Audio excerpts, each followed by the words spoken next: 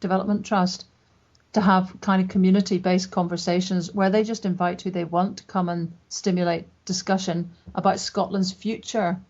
And that's the way round that I think most people want the debate. They want to talk about Scotland's future, in which it may be independent or not. They don't want to start from a conclusion that independence is the answer and then figure out backwards what they're able to talk about in terms of Scotland's future. It's an interesting idea because at the moment the way it is working is that there's the yes groups and then there's the no groups, which generally are less well attended. But at the same time, earlier on you said that the media generally react to suspicion with anything that the Scottish Government tries to push on it. But they tend to do that with any government. But you've been a media insider, as you said, you've worked a broadcaster for many, many years. How do you feel the Yes campaign, although you're not proselytising for Yes, I understand, but how do you feel they can react best to what is a hostile media? I know it can get boring complaining about hostile media, but the evidence is there to see. You just need to open a web page on the Scotsman or the BBC and you tend to find the large majority of stories there about independence are negative, they're against.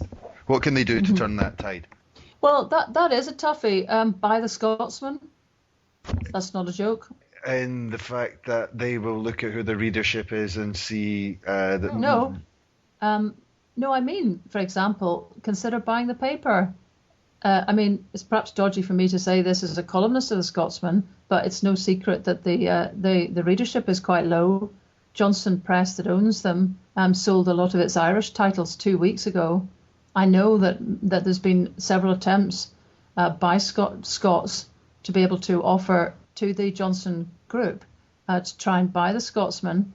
Why not think big and get some of the people with money behind independence to make another bid to buy the Scotsman? No, that's one. I thought when you first said that you meant, buy the paper individually, all of us buy the paper and change the readership, and then they would change according to their customers. But I know that's a much more radical idea. But it's a question of thinking big about some of this. There will be a moment. You've just got to keep your eye on it when even a large group like Johnson Press, who will not want to lose a title like the Scotsman out of their portfolio, will nonetheless look at the falling circulation and think there's a time to offload the title. Well, who's going to be there and who's thinking about it, who's watching and who's going to make a bid? I merely ask. As far as the day-to-day stuff's concerned, it is really difficult having to keep being on the back foot and rebutting stuff. But I think, there's a sort of been a turning tide on that slightly, where the white paper did manage to put the question to the other side quite well, I think. Well, why would it be in the rest of the UK's interest not to have Scotland, for example, in a shared currency? I noticed that a lot of the UK press scampered straight off and had quite a vigorous session in all the interviews the following day with the Better Together people, asking them exactly all these questions, possibly because they were new to them. So perhaps that kind of case needs to be, those sorts of questions of flipping the tables needs to be asked more often. I find myself on Newsnight Scotland or Scotland Tonight very often querying, if you like, the terms of trade of the conversation. And I wonder why other people in the Yes campaign don't do that a bit more vigorously. And then on the BBC, obviously you can't buy the BBC. So do you think they're as viciously pro-unionist as some people would say, or do you think they're as objective as they like to make out, or somewhere in between? I don't think they consciously see themselves as being anti-independence at all, actually. It's a longer discussion and a difficult one to say how it is that people become limited in the ways that they look at the possibilities for Scotland. I mean, bear in mind that every media and press outlet managed to not predict the 2007 victory for the SNP nor the 2011 one. So these are guys who kind of feel very wrong-footed, are not quite in tempo with the public mood, evidently, because otherwise the kind of swinging nature of public opinion they would have known before those election results, and then feel a bit sort of unnerved, really, by not being able to quite gauge where the yes vote is with everything.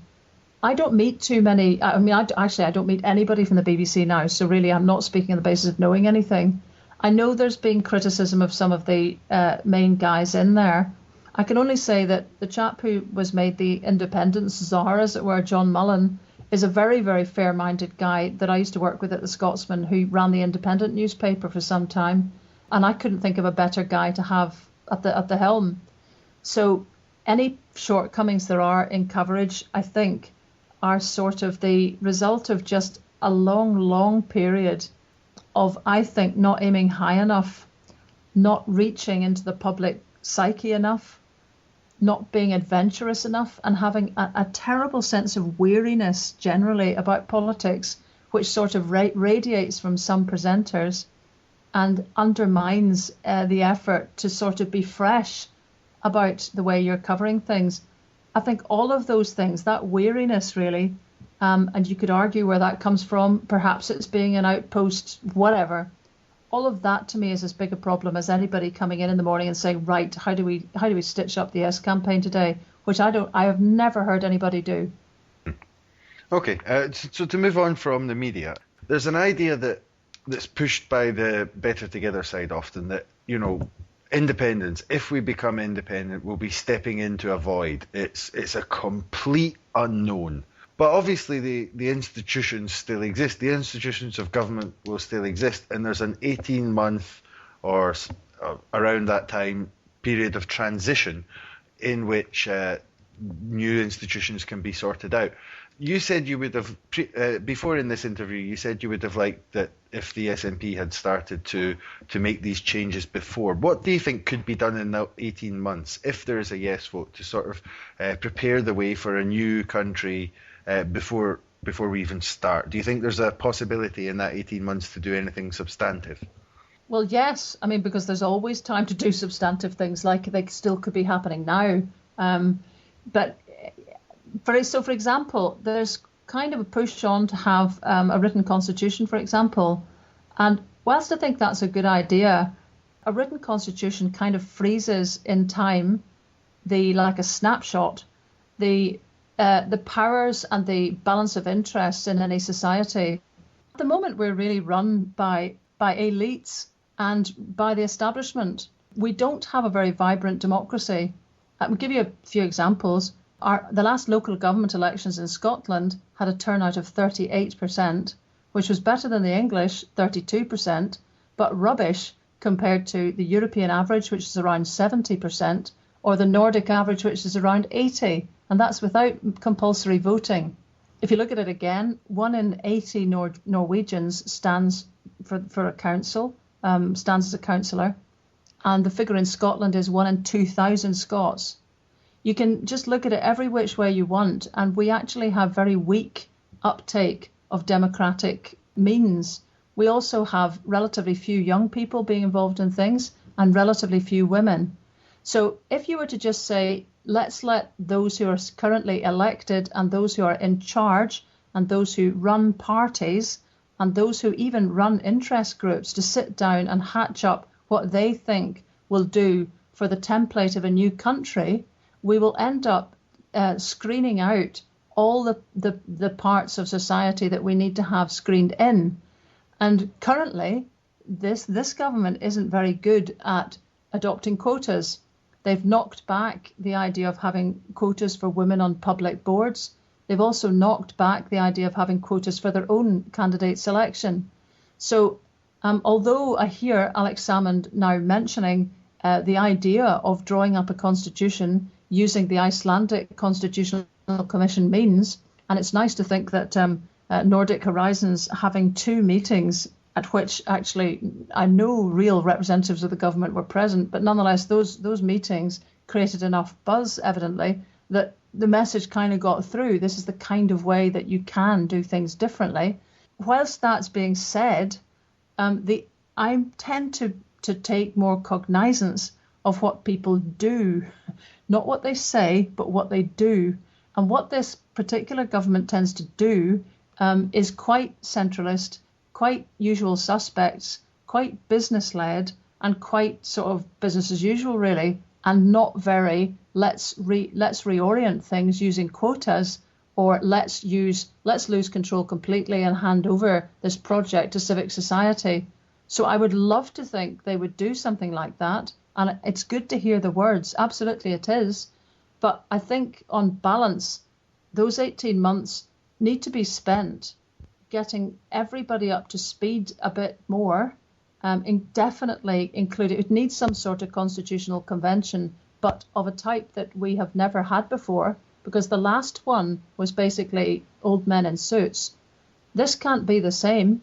And to do that, it needs some radically new thinking that the SNP alone cannot deliver. So that needs to be the priority for that period, because actually we can write a constitution anytime. What we can't do is have the birth of a nation again.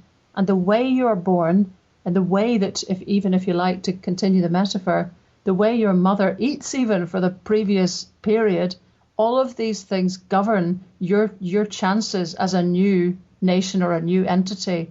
So we should be taking a lot more care of the kind of inputs that there are right now, and there aren't enough inputs from every part of society. Just to say something that sounds a little bit controversial on this subject, but don't you think there's a lot of what you would call, this is a very dangerous term, but political education is necessary? People tend to mix that up with political re-education, which is another kind of thing. But people at the moment, as you said, there's a very low take-up on things like local democracy, and people are very cynical about it. But I'm forced to think that in a certain way they're perfectly correct to be cynical about it, because it's been gutted of any real power. There's been centralisation, and where there is some power, it tends quite often to be quite corrupt. So isn't there like a first stage to be some kind of education to say we can do this differently? And here's how we can do it, and we've all got to get involved. But at the initial stages, there'll be a great deal of cynicism, saying, "Oh, it's just local councils. Everyone knows what they're like." Well, I quite agree with you. I mean, there is very little point voting in elections where you don't know any of the people that you're voting for, and the power will all be held by somebody in a city that's probably 2 hours away from where you live. So the structures that's the reason I was quoting those examples, because all the structures of Scottish society are extraordinarily large and remote and distant. And that's actually homegrown. We can't blame that on anybody else. It's like we've been democratically marking the large feudal estates, which again were set up by Scots, not anybody else.